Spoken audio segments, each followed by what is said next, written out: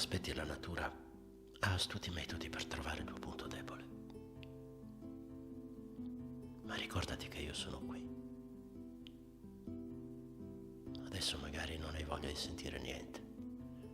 Magari non vorrai provare più niente e sai, magari non è con me che vuoi parlare di queste cose. Però prova qualcosa. Perché l'hai già provata. Senti, avete avuto una bellissima amicizia.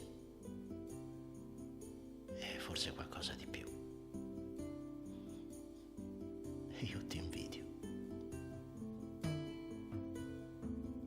Al posto mio un padre spererebbe che tutto questo finisse, pregherebbe che il proprio figlio cadesse in piedi, ma io non sono quel tipo di padre.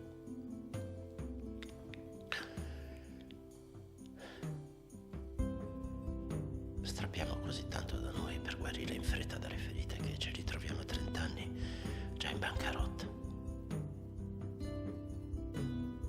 E abbiamo meno da offrire ogni volta che incontriamo una persona nuova. Sforzarsi di non provare più niente per non sentire qualcosa. Che spreco.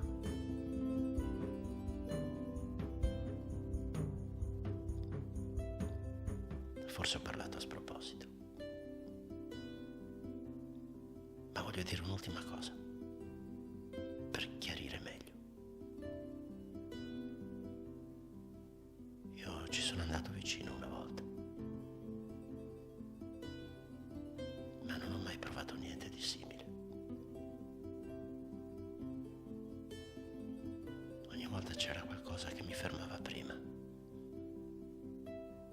che si metteva in mezzo.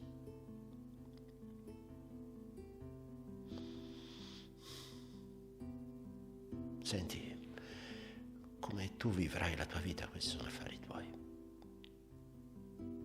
Però ricordati una cosa, che il cuore e il corpo ci vengono dati soltanto una volta.